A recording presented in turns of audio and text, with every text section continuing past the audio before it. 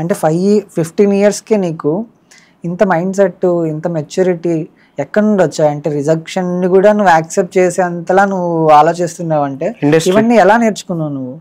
ఇండస్ట్రీలో ఇంక ఇన్ని జరిగిన తర్వాత ఇంకా ఈ మాత్రం ఎన్లైట్మెంట్ రాకుండా అయితే ఉండదు. ఒక సపోజ్ పర్సన్ ఇండస్ట్రీకి ఒక 1 month వచ్చినా కానీ అన్నీ తెలుస్తాయి, ఆ ఎన్విరాన్మెంట్ అదంతా తెలిసిపోతుంది. ఇంకా అక్కడ అన్ని పాలిటిక్స్ చూసిన తర్వాత బయట పాలిటిక్స్ చూస్తే అసలు జీరోతో కంపేర్ చేసుకోవాలి. సో ఇంకా ఈ రిజెక్షన్స్, ఈ పాలిటిక్స్ ఇవన్నీ చూసిన తర్వాత మీ మమ్మీ డాడీ నీకు ఎలాంటి కాంప్లిమెంట్స్ ఇచ్చేవాళ్ళు? అంటే సపోర్ట్ చేసేవాళ్ళు, అంటే నీలో టాలెంట్ ఉంది, వాళ్ళే తీయించేశారు, సో నువ్వేం ఫీల్ అవ్వద్దు అని చెప్పేసి. అంటే సో వీ విల్ ట్రై, నువ్వు స్టడీస్ మీద అయితే ఫోకస్ చేయి, మనం చూద్దాము అని చెప్పేసి అన్నారు. నువ్వు జాబ్ చేయాలి ఫోర్స్ ఏం లేదు, ఫోర్స్ ఏముండదా? సిస్టర్ కూడా సేమ్ అంతే అంతే. ఇంకా లైక్ నువ్వు ఫంక్షన్స్కి లైక్ మీ రిలేటివ్స్ వాళ్ళ ఇంటికి వెళ్తూ ఉంటావా? సో వాళ్ళ రియాక్షన్స్ ఎలా ఉంటాయి? నువ్వు మూవీస్లో చేస్తావు కదా, అంటే అడుగుతారు ఇలా ఏ మూవీస్ చేస్తున్నావు అని చెప్పేసి అడుగుతారు, దట్స్ ఇట్. And normal. ఇంకా నేను ఇంకా ఇప్పటికీ నేను చేసిన సినిమాల కంటే నన్ను రీప్లేస్ చేసిన సినిమాలే ఎక్కువ. అవును, యాడ్స్ లోనే ఎక్కువ చేశాను. దాదాపు నువ్వు 12 ads సంథింగ్ అరౌండ్ చేసినట్టు. సో లక్కీలీ నీకు ఛాన్స్, నీకు ఆ టాలెంట్ ఉంది కాబట్టి నువ్వు ఇన్ని యాడ్స్, ఇన్ని మూవీస్ చేస్తున్నావు నువ్వు. అవును, బట్ సమ్వేర్ ఎక్కడో ఈ పాలిటిక్స్ ఉన్నాయి కాబట్టి తెలియని దానివల్ల నువ్వు ఇలా అంటే రిజెక్షన్కి గురవుతున్నావు. రిజెక్షన్ కూడా కాదంటారు దాన్ని, రిప్లేస్మెంట్. అవును. సో అలా జరుగుతుంది అంటావు. సో ఇంక ఇవన్నీ చూసిన తర్వాత నీకు నెక్స్ట్ ప్రాజెక్ట్స్ ఏమున్నాయి హర్షద్? నెక్స్ట్ ఒక ప్రాజెక్ట్ చేస్తున్నా, అది ప్రాజెక్టేనా? ఇట్స్ అ గుడ్ ఫిల్మ్, అందులో మంచి రోల్ పడింది. అది ఇప్పుడే రివీల్ చేయాలనుకోవట్లేదు. పాన్ ఇండియానా లేకపోతే నార్మల్? ఫస్ట్ తెలుగులో రిలీజ్ చేస్తారు, నెక్స్ట్ వేరే లాంగ్వేజ్ లో డబ్ చేస్తారు, రెస్పాన్స్ బట్టి. సో అది ఎలా ఉండబోతుంది? నీ క్యారెక్టర్ ఎలా ఉండబోతుంది? షూట్స్ అయిపోయింది దాని షూటింగ్ అంతా? ఎలాంటి క్యారెక్టర్ ఉండబోతుంది అందులో? అంటే క్యారెక్టర్ చెప్పాలంటే కంప్లీట్ స్టోరీ రివీల్ చేయాలి, so you can't tell. Okay, no problem. So ఇంకా ఎలాంటి అచీవ్మెంట్స్, నువ్వు హీరో అవ్వాలనుకుంటున్నావా లేకపోతే జస్ట్ అన్ యాక్టర్గా లైక్ నేను ఏదైనా ఇండస్ట్రీలో ఉండాలి, ఇండస్ట్రీకి తగినట్టు నేను హీరో అవ్వకపోయినా కనీసం ఇప్పుడు ప్రకాష్ రాజ్ గారు ఉన్నారు, ఆయనకి ఏంటంటే హీరోకి స్టోరీ రాసినప్పుడే ప్రకాష్ రాజ్ గారికి కూడా సపరేట్గా ఒక స్టోరీ రాస్తారు. ఎందుకంటే ఆయన చేసే క్యారెక్టర్ అలాంటిది అనమాట, ఆయన యాక్టింగ్ అలా ఉంటుంది. లైక్ హీరో రోల్ ఎలానో ప్రకాష్ రాజ్ సార్ గారిది కూడా అలాగే ఉంటుంది అనమాట. సో అలాంటి రోల్స్ ఇలా యాక్టర్ అవ్వాలనుకుంటున్నావు లేకపోతే హీరోనే అవ్వాలనుకుంటున్నావు నువ్వు? అంటే ఇంకా అలానే ఏం లేదు, ఇంకా డెస్టినీ. ఇప్పుడు నాకు వచ్చే ఫిల్మ్స్ని బట్టి, నేను చేసే రోల్స్ని బట్టి నాకు ఒక స్పాట్ అంటూ వస్తుంది ఇండస్ట్రీలో. ఓకే, నాకు వచ్చే ఆపర్చునిటీస్ అవన్నీ డిపెండ్ అవుతాయి. నేను నాకంటూ ఒక పాయింట్ పెట్టుకుంటే ఇంకా పెట్టుకోవాలి, నథింగ్ లైక్ దట్. అలాగా జస్ట్ ఎలా తీసుకెళ్తే అలా వెళ్ళిపోదాం అనుకుంటున్నావు అంతే. బట్ అయితే హైయెస్ట్ పాయింట్కి అయితే రీచ్ అవ్వాలని చెప్పేసి, దట్స్ ఇట్. ఇండస్ట్రీలో ఉండాలి మొత్తానికి ఏదో ఒకటి చేసి, ఒక ఇది అంతే. అవును. మరి హర్షిత్, నువ్వు సైంధవ్ మూవీలో కూడా చేసావు అని విన్నాను, అందులో ఏ క్యారెక్టర్ చేసావు? అందులో క్యారెక్టర్ రోల్ కాదు, సో అది ఎలా అంటే ఫోర్త్ ఫైట్ ఉంటుంది కదా సెకండ్ హాఫ్ లో, సో అందులో ఫైట్ బాయ్ లాగా వెళ్ళాను అనమాట. ఓకే, యాక్చువల్లీ నేను టైక్వాండో నేర్చుకున్నాను, red 1 belt, next black belt కి వెళ్తున్నాను. ఓకే, సో అలా ఇవన్నీ మెయింటైన్ చేస్తూ మళ్ళీ అవి కూడా నేర్చుకున్నావు? అవును. సో అది Peter in master fight composer అనమాట. అక్కడ వెంకటేష్ గారితో ఫైట్ సీన్ పడింది.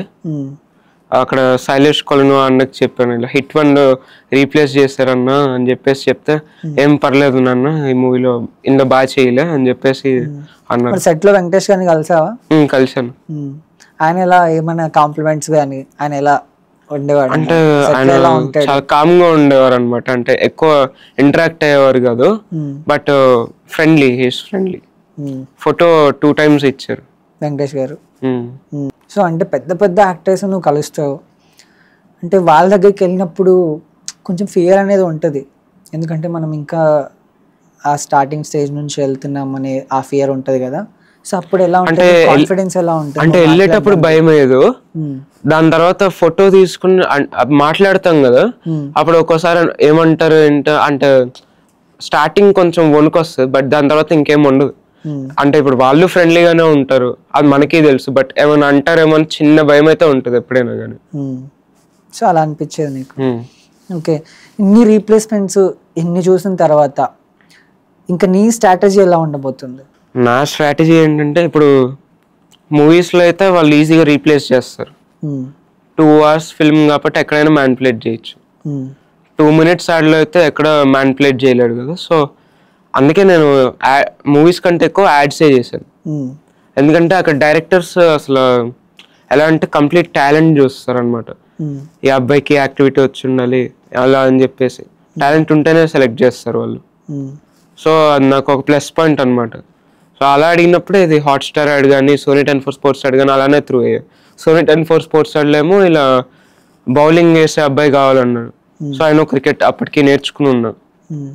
సో బౌలింగ్ వచ్చు కాబట్టి ఇంకా సెలెక్ట్ చేశారు అక్కడ కూడా. ఓకే. సో ఇంకా అందుకని ఇలా యాక్టివిటీస్ డెవలప్ చేసుకున్నాను. సో నాకు dancing, taekwondo, next cricket, basketball, ఇలా అన్ని యాక్టివిటీస్ నేర్చుకున్నాను. స్విమ్మింగ్, సింగింగ్ కూడా ఏమైనా నేర్చుకున్నావా అంటున్నా? అలానే ఏం లేదు, సింగింగ్ సైడ్ అసలు ఇంట్రెస్ట్ లేదా? ఇంట్రెస్ట్ అంటే నార్మల్గా పాటలు వింటాను కానీ nothing that much interesting. Okay. So మరి నువ్వు సాలార్ మూవీ అయితే చేసావు స్టార్టింగ్లో, సాలార్ 2 ఎలా ఉండబోతుంది అంటావు? అంటే ఆయన Part 1 తీసేటప్పుడే ఇంకా ఆయన చాలా డెడికేటెడ్గా ఆయన మొత్తం ఫుల్ వర్క్ చేసేవాళ్ళు బాగా. ఓకే. చాలా కష్టపడేవాళ్ళు సెట్స్లో. అంటే ఏ మైన్యూట్ డీటెయిలింగ్ కూడా వదిలేవారు కాదు, ఆయన చాలా కష్టపడేవారు. సో ఇంకా ఆ వర్క్ చూసి నాకేం అర్థమైంది ఏంటంటే సాలార్ 2 ఇంకా Part 1 మించి ఉండబోతుందని అర్థమైంది. ఓకే.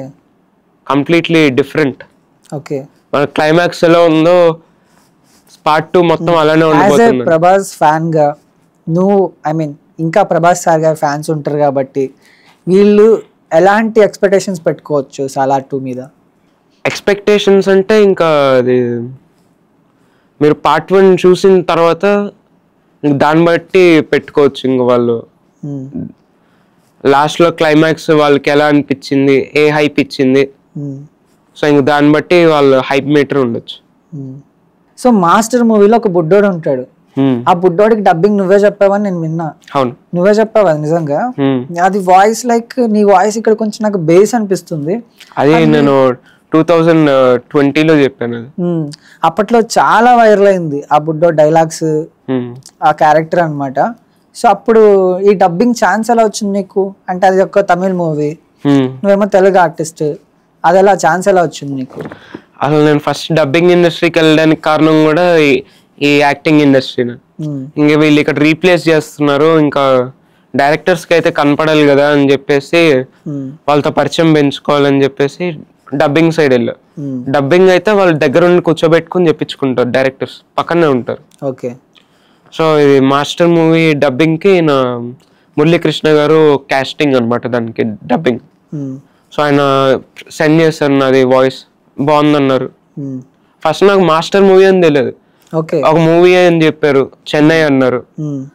ఓకే ఏదైతే ముందు పర్లేదు అనుకున్నాం.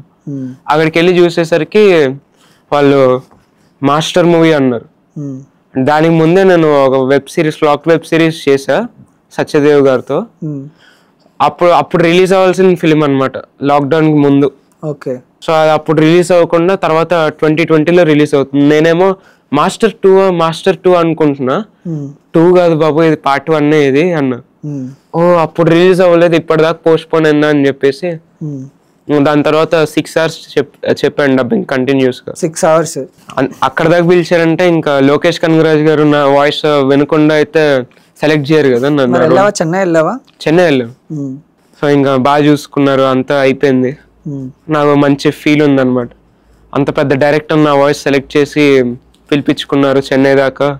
So I have some talent అని చెప్పేసి ఇంకా ఇలా అన్ని కాంప్లిమెంట్స్ అన్ని కలిపి నాకు మంచి బూస్టప్ ఇస్తాయి, నాకు నాలో కాన్ఫిడెన్స్ బిల్డప్ చేస్తాయి. సో ఇంకా ఈ కాన్ఫిడెన్స్ తోనే ఇంకా ఉన్నాను ఇండస్ట్రీలో, ఇన్ని రీప్లేస్మెంట్స్ జరిగిన. ఓకే. ఒకే ఒక జీవితం మూవీలో కూడా చైతు అనే క్యారెక్టర్ డబ్బింగ్ చెప్పా. ఓకే. అది కూడా మురళీకృష్ణ గారే తీసుకెళ్లారు. సో అది ఆడిషన్ చాలా ఆల్మోస్ట్ 30-40 మెంబర్స్ దాకా తీసుకున్నారు.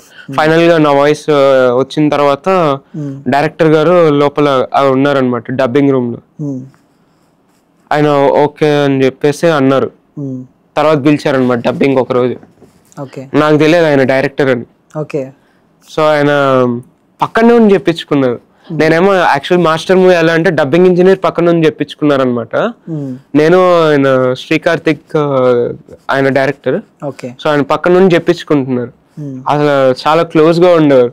ఇంకా క్లోజ్నెస్ చూసి ఇంకా డబ్బింగ్ ఇంజనీర్ ఏమో అనుకున్నా. మొత్తం మూవీ అంతా అంటే చెయ్యేసి మాట్లాడడం కానీ చెప్పేటప్పుడు ఇలా కదా అలా అని చెప్పించుకోవడం అలా చాలా ఫ్రెండ్లీగా ఉండేవాళ్ళు. ఇంకా మూవీ అంతా అంటే half of the movie dubbing అయిపోయినాక అడిగా, సార్ డైరెక్టర్ ఎవరు సార్ అని చెప్పేసాను. అది లోపల డబ్బింగ్ ఇంజనీర్ వాళ్ళు ఎవరో కాదురా డైరెక్టర్, నీ పక్కనే ఉండి ఇన్నాళ్ళు చెప్పించుకున్నాడు ఇంతసేపు, ఆయన డైరెక్టర్ అన్న. అప్పుడు నీ రియాక్షన్ ఎలా ఉండేది? అంటే అసలు నాకు తెలియదు అని చెప్పేసి నేను షాక్ అయ్యాను నేను. దాని తర్వాత ఆయన నంబర్ ఇవ్వడం కానీ అంటే చాలా క్లోజ్ గా మూవ్ అయ్యారు. అంటే చాలా ఎమోషనల్ గా కనెక్ట్ అయ్యారు. ఇండస్ట్రీలో ఈయన చాలా బాగా కనెక్ట్ అయ్యారు నాకు. అంటే ఎలా అంటే ఎలా ప్రీ రిలీజ్ ఈవెంట్ లో లాస్ట్ టైం ఇంకా ఆయన కలిసి వెళ్ళిపోయేటప్పుడు నాకు ఏడుపు వచ్చేసింది ఆయన హగ్ ఇచ్చినప్పుడు. అంటే చాలా ఎంత క్లోజ్ గా ఉంటే మనకి అంత ఏడుపు వస్తుంది వాళ్ళు వెళ్ళిపోయేటప్పుడు. ఆయన చాలా మంచి డైరెక్టర్ ఆయన. సో ఆయన మళ్ళీ ఇంకా నెక్స్ట్ మూవీలో ఏమన్నా నేను ప్లాన్ చేశారా? అలా ఏం చెప్పలేదు. సో నేను ఏమైందంటే అక్కడ ఒకే ఒక జీవితం డబ్బింగ్ చెప్పేటప్పుడు అశోకవనంలో అర్జున కళ్యాణం మూవీకి ఆడిషన్ అడిగారు. సో అప్పుడు అక్కడ బ్రేక్ ఇచ్చినప్పుడు నేను వీడియో తీయించుకుంటున్నాను అక్కడ ఒక అన్నతో. సో అప్పుడు ఆయన సడన్ గా ఎంటర్ అయ్యారు అనమాట. అక్కడికి వచ్చి చూసారు, బాగా చేస్తున్నారా అని చెప్పేసి అన్నారు. బాగా చేసావు అన్నారు. నువ్వు అప్పుడు వచ్చింటే ఆడిషన్స్ కి నేనే పెట్టుకునేవాడిని కదరా, ఈ రోల్ కి నిన్నే పెట్టుకునేవాడిని అన్నారు. సో నాకు ఇంకా దాని గురించి ఇన్ఫర్మేషన్ ఏం తెలియదు కదా. సో ఇంకా అయ్యో అనుకున్నా. అసలు ఈ ఆడిషన్స్ ఉన్నాయి, ఆడిషన్స్ జరుగుతున్నాయి అని నీకు ఎలా ఇన్ఫర్మేషన్ వస్తుంది హర్షిత్? మధ్యలో ఇలా కోఆర్డినేటర్స్ ఉంటారనమాట మూవీ టీమ్ కి, ఇంకా వీళ్ళకి లింక్ ఉంటుంది. వీళ్ళు తీసుకెళ్తారనమాట, వేరియస్ ప్రొఫైల్స్ తీసుకెళ్లి వాళ్ళకి ఇస్తారు. ఆడిషన్స్ పిలిపించుకుంటారు, ఇంకా డైరెక్టర్ చూపించి సెలెక్ట్ చేయించుకుంటారు. సో నీకు ఫస్ట్ ఆడిషన్కి వెళ్ళినప్పుడు నువ్వు భయం అనిపించలేదా నీకు? Nothing like that. డైలాగ్ భయం లేదా నీకు? ఫస్ట్ ఆడిషన్ లో కూడా భయం లేదా? అంటే ఎలా ఉంటది అని చెప్పేసి అయితే కొంచెం కొత్తగా ఉండేది. భయం అనేది అయితే అసలు ఎక్కడ అనిపించలే నాకు. అంటే చాలా మంది కెమెరా ఫియర్ ఉంటది, బట్ ఇంకా నాకు అలా ఏం ఫియర్ అయితే ఏం లేదు నాకు. సో అక్కడ వెళ్ళి డైలాగ్ చెప్పావా ఫస్ట్ ఆడిషన్ లో కూడా? అలా ఎలాంటి డైలాగ్స్, ఐ మీన్ మూవీస్ లో డైలాగ్ కానీ ఓన్ డైలాగ్ చెప్పావా అప్పుడు? ఆ మూవీస్ లో డైలాగ్స్ ఇంకా అన్ని ఆల్మోస్ట్. ఎప్పుడైనా వాళ్ళు ఓన్ అడిగినా కానీ ఇలా వాళ్ళు కొన్నిసార్లు వాళ్ళే స్క్రిప్ట్ ఇస్తారు అనమాట. యాక్టర్స్ కి ఒకవేళ యాక్టర్ అవ్వాలనుకున్నా కూడా ఆ మెయింటెనెన్స్ అనమాట. ఇప్పుడు ఆ స్టైల్ కానీ మన బాడీ లైక్ మన స్కిన్ టోన్ ఇవన్నీ మెయింటైన్ చేయాల్సి వస్తుంది. సో ఆ మెయింటెనెన్స్ ఎలా ఉండబోతుంది నీది? ఐ మీన్ నువ్వు యాక్టర్ ఆల్రెడీ, నువ్వు ఆ ఫీల్డ్ లో ఉన్నావు, చాలా మూవీస్ చేసావు, పెద్ద పెద్ద యాక్టర్ చేసావు, కాబట్టి నీ ప్లాన్ ఎలా ఉంది? ఇప్పుడు ప్రస్తుతానికి అయితే నేను స్టడీస్ లో ఉన్నాను కాబట్టి ఎక్కువ మెయింటెనెన్స్ అనేది నాకు కుదరదు. సో నేను మోస్ట్లీ మెయింటైన్ చేసేది ఫిట్నెస్ ఒకటి. జిమ్కి వెళ్తావు మరి నువ్వు? జిమ్ అప్పుడే స్టార్ట్ చేయను. సో ఇలా ఫిజికల్ యాక్టివిటీ బాస్కెట్ బాల్ గానీ అలా అవే ఆడుతూ ఉంటాను. సో ఫిట్ గా మెయింటైన్ చేస్తా. నెక్స్ట్ హెయిర్ కట్ ఒకటి, నెక్స్ట్ ఫేస్ కూడా అలా నార్మల్ గా స్క్రబ్ లాగా ఏదైనా పెట్టడం కానీ, సో అలా మెయింటైన్ చేస్తూ ఉంటాను నాకు నేను చేయగలిగినంత. సో నువ్వు స్టార్టింగ్ ఆడిషన్స్, ఫస్ట్ ఆడిషన్స్ అలా ఇచ్చావు, మరి ఏ బ్యాక్గ్రౌండ్ లేదు. మమ్మీ చూస్తే గవర్నమెంట్ ఎంప్లాయ్, డాడీ చూస్తే సాఫ్ట్వేర్. మరి ఎలా నీకు ఆ బ్యాక్గ్రౌండ్ లేకుండా వెళ్ళడం కష్టం కదా? మరి ఎలా ఇన్ని మూవీస్ చేసి ఇన్ని రోల్స్ నీకు ఇంత ఎలా వచ్చిందంటావా అదంతా? స్టార్టింగ్ నాకు ఇంట్రెస్ట్ ఉంది కాబట్టి ఇంకా స్టార్టింగ్ ఎక్కువ మూవీస్ వచ్చేవి కాదు. సో ఇంకా అలా బ్యాక్గ్రౌండ్ మూవీస్ చేసేవాడిని బ్యాక్గ్రౌండ్ లో. అలాగైనా రావాలి ఈ ఇండస్ట్రీలో నిలదొక్కోవాలని చెప్పేసి ఇంకా ఆర్టిస్ట్ గా చేసేవాడు. ఈవెన్ కరోనా టైంలో కూడా విక్రాంత్ రోనా, కిచ్చా సుదీప్ గారిది అందులో కూడా చేశాను. అందులో డాన్స్ ఆల్మోస్ట్ 1000 మెంబర్స్ ఉన్నారు. సో ఇంకా చాలాసార్లు అలా రిస్క్ చేసి కూడా అంటే బ్యాక్గ్రౌండ్స్ చేశాను. ఓకే. సో అలా చేస్తూ ఏ బ్యాక్గ్రౌండ్ లేదు నీకు, ఏ బ్యాక్గ్రౌండ్ లేకుండానే ఇంత స్టేజ్కి వచ్చావు, అది కూడా 15 ఈవెన్ పెద్దన్న రజనీకాంత్ గారి మూవీలో కూడా చేశాను, అందులో కూడా బ్యాక్గ్రౌండ్ డాన్స్. ఓకే. అదే మూవీ?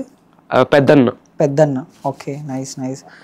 సో నువ్వు సత్యదేవ్ గారితో కొన్ని వెబ్ సిరీస్ చేసావని విన్నాను, అదేంటి?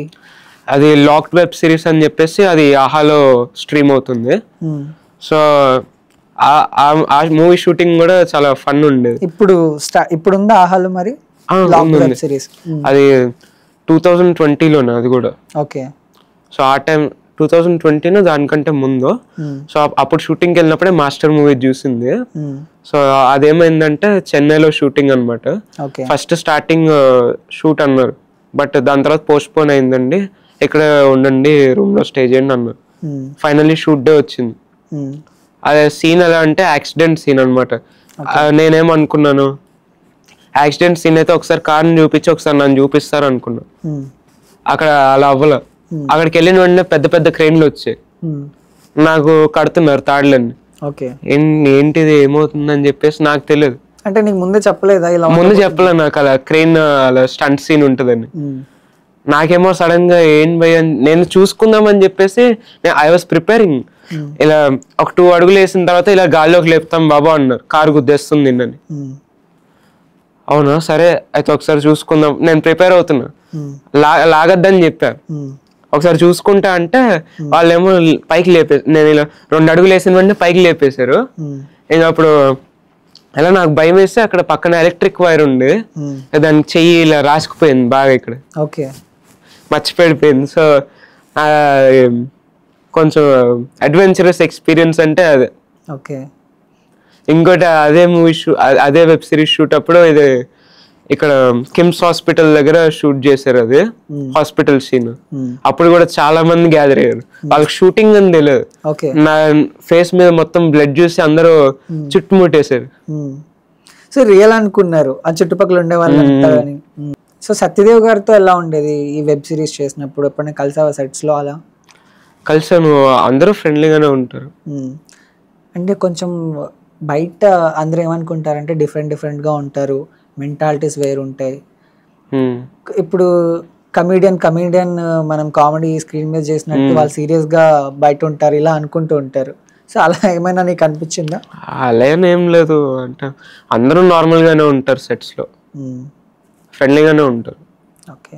అంటే ఇంత చిన్న ఏజ్ లోనే నువ్వు అంత పెద్ద హీరోస్ తో కానీ అంత పెద్ద స్టార్స్ తో కానీ నువ్వు వర్క్ చేస్తున్నావు అంటే నీ టాలెంట్ ఇక్కడే తెలిసిపోతుంది. నీకు ఆ మంచి ఫ్యూచర్ ఉందని కూడా నేను మంచిగా కోరుకుంటున్నా. అదేవిధంగా నీకు ఆడియన్స్ నుంచి సపోర్ట్ ఉంటుంది అండ్ డైరెక్టర్స్ కానీ యాక్టర్స్ నుంచి కూడా సపోర్ట్ ఉంటుందని నా మనస్ఫూర్తిగా కోరుకుంటున్నా. Thank you so much.